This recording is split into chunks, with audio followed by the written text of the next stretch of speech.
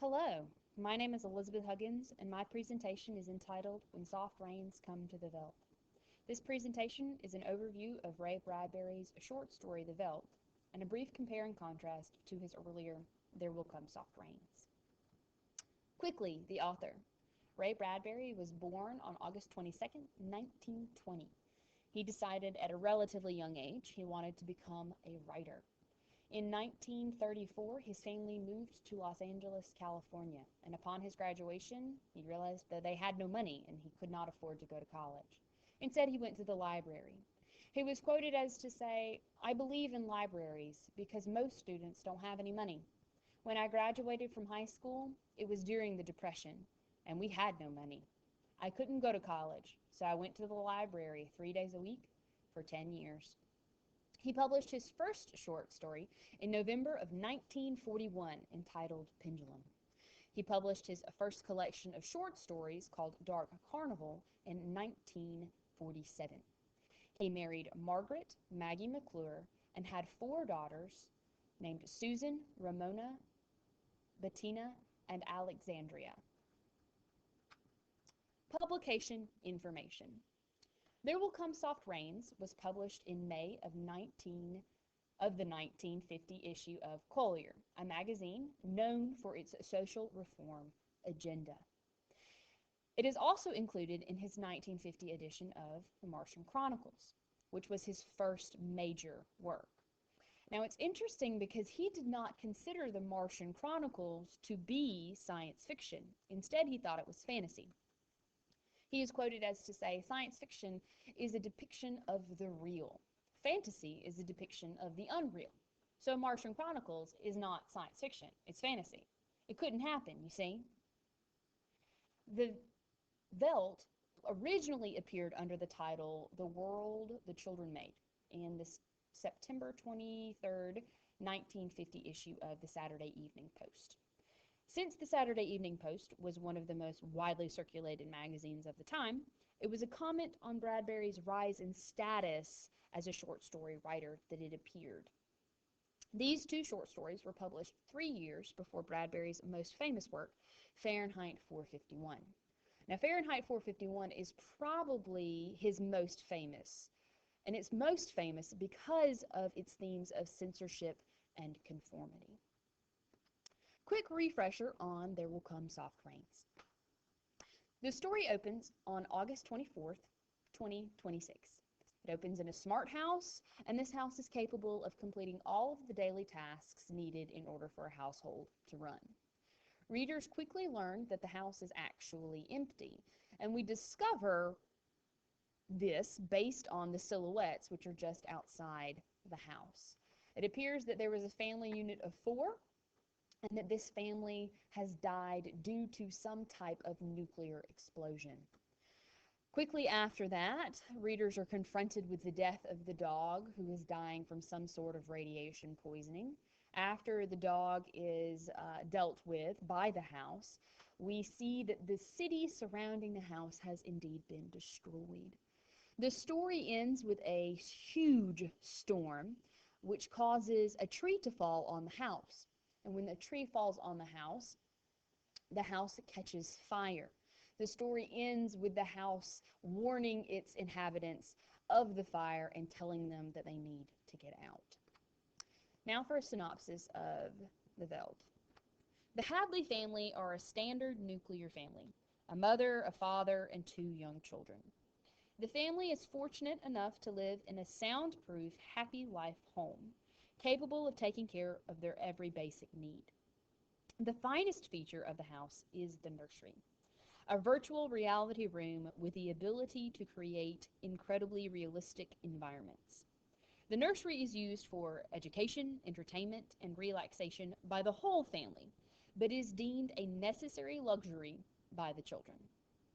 The story opens with the Hadley parents expressing their concern over the current scene in the nursery.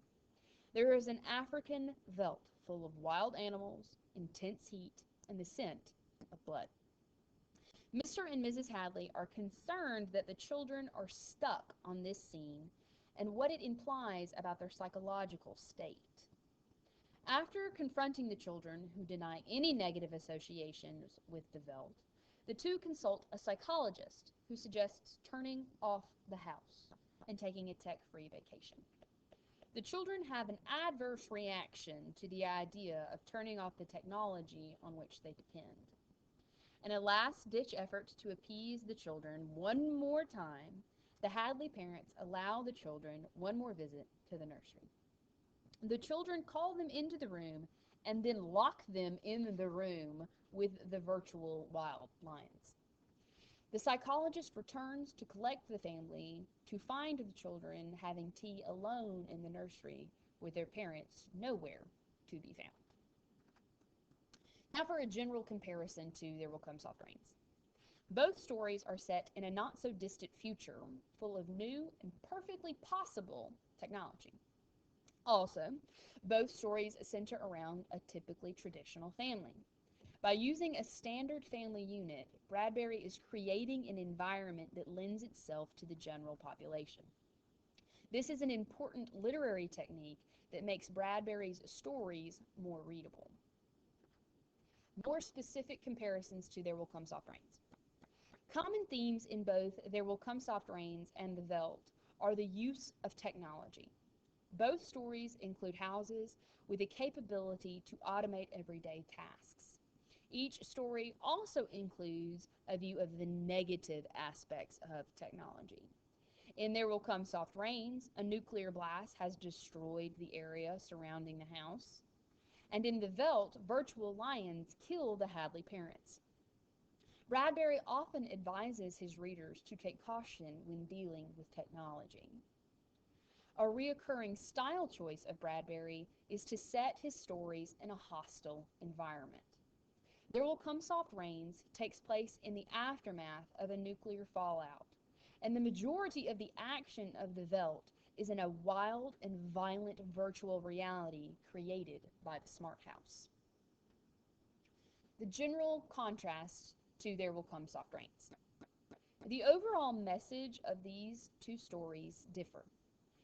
In There Will Come Soft Rains, Bradbury leaves the audience in a world free from the poison of humans.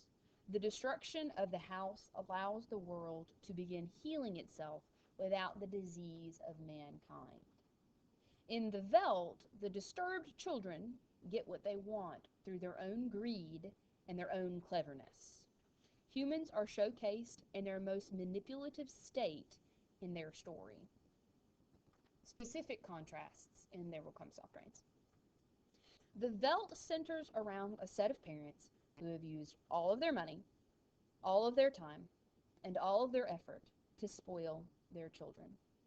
While they believed they were indulging the minor fantasies of their offspring, they were really causing permanent damage to their psyche.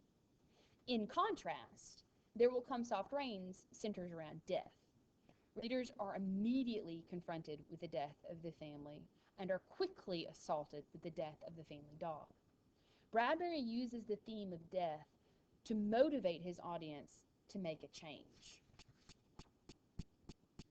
Differences in technique. The Veldt uses the exchange of dialogue between the characters to express the feelings of the individuals as well as the overall feeling of unease the house has created. This is seen specifically in the relationship between the Hadley parents. In every conversation they have, it is apparent that they love their children and want what is best for them.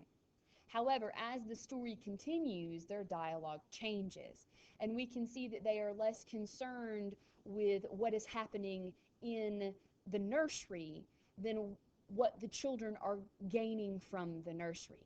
They see now that the house has done their job.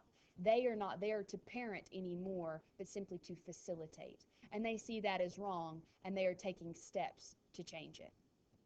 In There Will Come Soft Rains, Bradbury has no actual characters and no actual dialogue.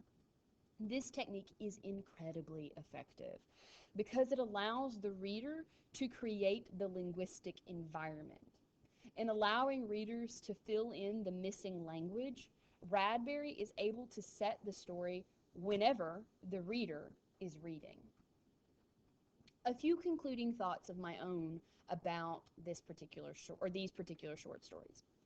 Ray Bradbury created a dystopian world where people relied almost exclusively on technology and have become incredibly distant from other human beings.